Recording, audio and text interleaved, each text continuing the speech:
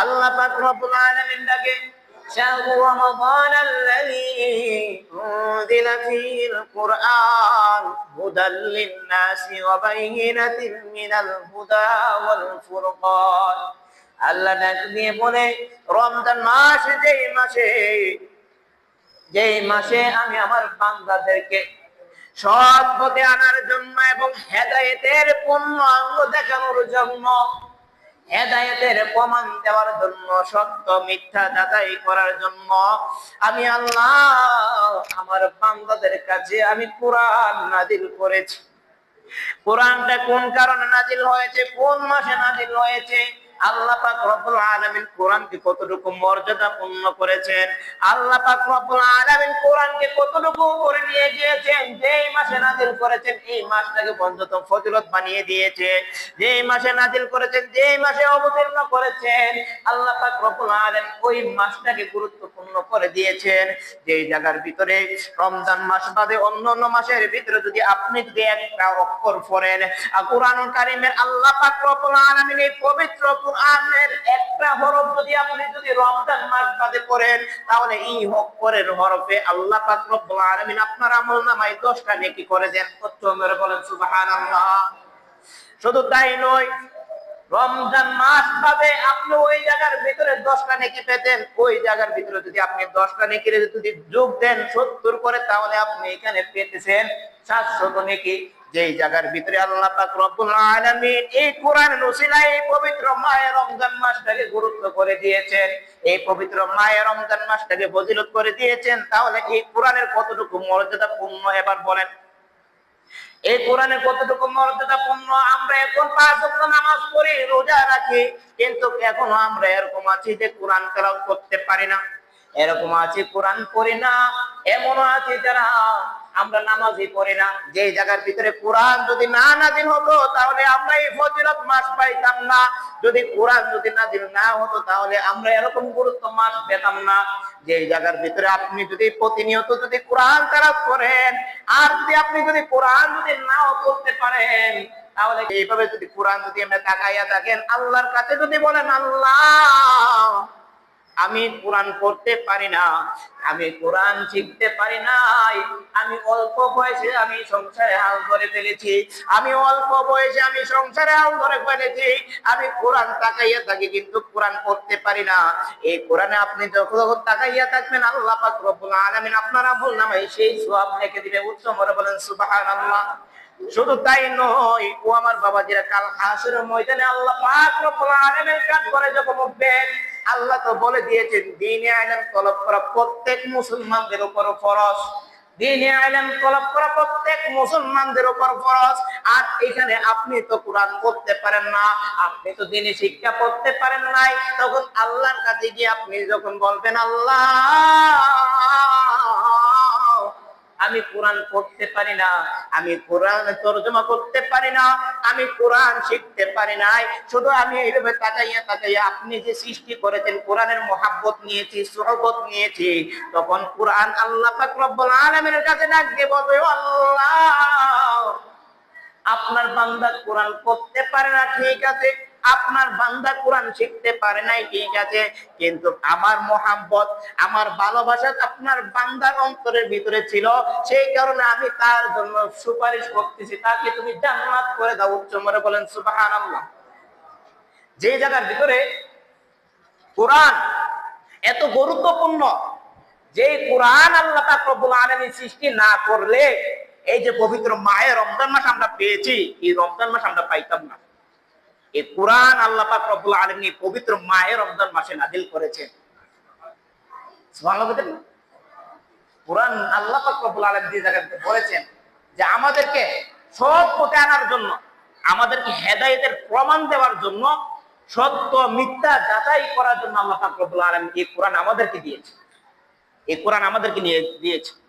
এখন আসেন কোরআনের উদাহরণটা আমি দেই আপনাদেরকে, যে এই কোরআন যদি আপনি নাও পড়তে পারেন, এই কোরআনের সুহবত আপনাকে কতটুকু পর্যন্ত গুরুত্ব করে দেন এবং আপনাকে আপনার অন্তরটাকে কতটুকু গুরুত্ব করেন, সেটা বিষয় নিয়ে আমি আপনাদেরকে বলতেছি। শুনেন, এক ব্যক্তি প্রতিনিয়ত কোরআন পড়তেন, কিন্তু ওই ব্যক্তি যখন প্রথমে এক লাইন পড়তেন, পিছনের লাইন ভুলে যেতেন। কি করতেন? প্রথমে কোরআনটা যখন পড়তেন, পিছন দিকে লাইন ভুলে যেতেন। একবার নয়, বারবার বারবার চেষ্টা করতেন ওই ব্যক্তি, প্রতিনিয়তে পড়তেন। তখন একদিন ওই ব্যক্তি ছেলে এসে ডাক দিয়ে বলতেছে, হে বাবা, আপনি তো প্রতিনিয়ত কোরআন পড়েন, কোরআনের সোহবত নেন, কোরআন প্রতিদিন পড়তেছেন, কিন্তু ফায়দা হইতেছেন, আপনি তো কোরআন তো শিখতে পারতেছেন না। আপনি একদিকটা মুখস্থ করতেছেন, আরেকদিকে ভুলে যাচ্ছেন। একদিকটা পড়া চর্চা করতেছেন, আরেকদিকে ভুলে যাচ্ছেন। তাহলে এটার তো কোনো ফায়দা হচ্ছে না, তাহলে পড়ার দরকারটা কি? তখন ওই ব্যক্তি ডাক দিয়ে বলছে, আমার বাবা, তুমি শোনো, দুনিয়ার জমিনে আমি এসেছি, কোরআন আমি পড়তেছি, আমার হয়তো অন্তরের ভিতরে সেই কোরআনটা দেখতে পারি নাই, আমার মাথার ভিতরে কোরআনের শরবত নিতে পারি নাই, আমি কোরআনটাকে শিখতে পারতেছি না। কিন্তু তুমি তো এসে বলেছো যে আমি যদি কোরআন যদি না পড়তে পারি, কোরআনটা যদি আমি না শিখতে পারি, তাহলে কোরআনের মহব্বত থেকে আমি সরে যাওয়ার জন্য। এখন তোমার সামনে কি আছে? বলে খাড়ি আছে। এই খাড়িটার ভিতরে কি ছিল? বলে কয়লা ছিল। তখন বলতেছে ওই কয়লাগুলা তুমি ফালাও। তখন কয়লাগুলা সন্তানটা ফালালেন। ফালানোর পরে বলতেছে এখন কি আছে? বলে কত কিছু নাই, কয়লার ধুলাবালি লেগে আছে, কালো হয়ে আছে। তখন বলতেছে এই খাড়িটা গিয়ে তুমি সমুদ্র থেকে পানি নিয়ে আসো আমার জন্য। বাবাটা কি বলছে? যে তুমি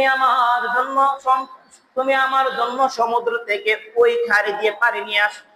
এবার সন্তান বলতেছে, ও বাবা, ওই খাড়ি দিয়ে যদি আমি সমুদ্র থেকে যদি পানি আনতে যাই, তাহলে সমুদ্র পানি তো ওই ছিদ্র দিয়ে বের হয়ে যাবে। এবার সন্তানকে বলতেছে তুমি আনতে পারবে, তুমি চেষ্টা করে দেখো। এবার ওই সন্তান ওই সমুদ্রে গেলেন ওই হাড়িটা নিয়ে। তখন সমুদ্র থেকে যখন পানি আনলেন, ওই হাড়ির নিচ দিয়ে হাত দিয়ে রাখলেন যেন পানিটা যেন নিচে না পড়ে। এবার সন্তান যখন আনতেছেন, আনার পর দেখতেছে পানিটা সরে গিয়েছে, পানিটা নাই। এবার আবার চেষ্টা করলেন, ওই সন্তানটা আবার সমুদ্র থেকে পানি নিলেন, কিন্তু আনার আগে পানিটা পড়ে গিয়েছে। একবার নয়, দুইবার নয়, তিনবার নয়, সন্তানটা বারবার করেছে। বের হয়ে বাবার কাছে গিয়ে বলতেছে, ও বাবা, আপনি তো বলেছেন সমুদ্র থেকে পানি আনার জন্য, আপনি তো বলেছেন সমুদ্র থেকে পানি আনার জন্য খাড়ি দিয়ে, কিন্তু ওই খাড়ির ভিতরে পানি ওঠে না। এবার বাবা ডাক দিয়ে বলতেছে, আরে সন্তান, তোমাকে আমি বলেছি সমুদ্র থেকে পানি আনার জন্য, তুমি পানি আনার আগে তুমি খাড়িটার ভিতরে কি দেখেছিলা? তখন সন্তান ডাক দিয়ে বলতেছে, ওই খাড়িটার ভিতরে আমি ময়লা দেখেছিলাম, আবর্জনা দেখেছিলাম, কয়লা দেখেছিলাম, কিন্তু এখন দেখো কি এরকম হয়েছে। এখন সন্তান ডাক দিয়ে বলতেছে, ও বাবা, এই খাড়িটা তো পরিষ্কার হয়ে গিয়েছে, এই খাড়িটা তো পরিষ্কার হয়ে গিয়েছে। এবং বাবা ডাক দিয়ে বলতেছে, যেরকম ভাবে তুমি খাড়িটা নিয়ে সমুদ্র থেকে পানি একবার নয়, দুইবার নয়, তিনবার নয়, বারবার চেষ্টা করেছো, ব্যর্থ হয়ে গিয়েছো, এই খাড়িটা কিন্তু ভিতর দিয়ে পরিষ্কার হয়ে গিয়েছে। ঠিক তুমি ততদিন পর্যন্ত আমি পড়তে পারি না, আমি শিখতে পারি না, আমি চেষ্টা করতেছি।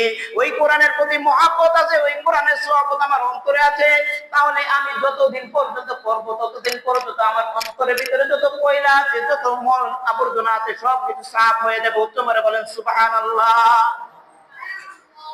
ওই ব্যক্তি কি বললেন?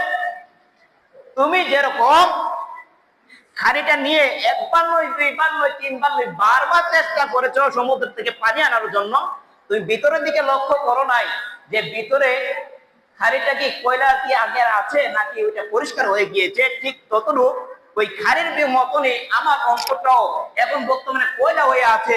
এই কারণে আমি যতক্ষণ পর্যন্ত কোরআন বেশি বেশি করে তেলাওয়াত করব, কোরআন বেশি বেশি করে আমি কোরআনের প্রতি মহব্বত থাকবে, ভালোবাসা থাকবে, ঠিক ততটুকু পর্যন্ত আমার আস্তে আস্তে আমার ভিতরে যত আবর্জনা আছে, আমার অন্তরের ভিতরে যে কয়লা পড়ে আছে, সেই কয়লাটা কি হবে?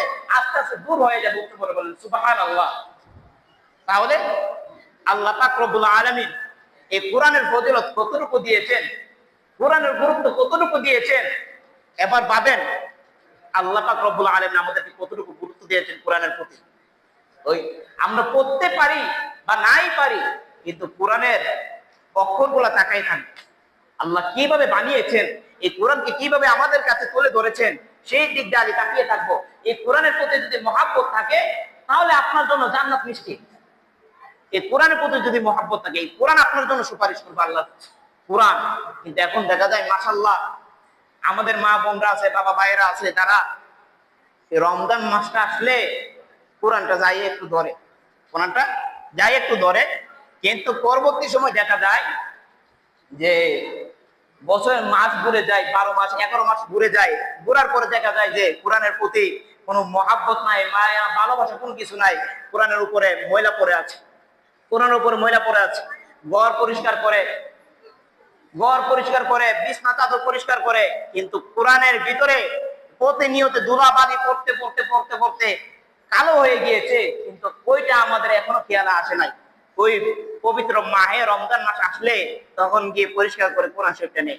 এই কোরআন আল্লাহ পাক রব্বুল আলামিন সৃষ্টি করেছে শুধু রমজান মাসে পড়ার জন্য নয়, আল্লাহ সৃষ্টি করেছে প্রতিনিয়ত কোরআন পড়ার জন্য, আল্লাহ সৃষ্টি করেছে প্রতিনিয়ত পড়ে শেখার জন্য, আল্লাহ সৃষ্টি করেছে যে আমি কি বানিয়েছি, কোরআনের ভিতরে আমি কি দিয়েছি, সবকিছু এ টু জেড আল্লাহ পাক রব্বুল আলামিন বলেছেন শেখার জন্য, গ্রহণ করার জন্য, বোঝার জন্য।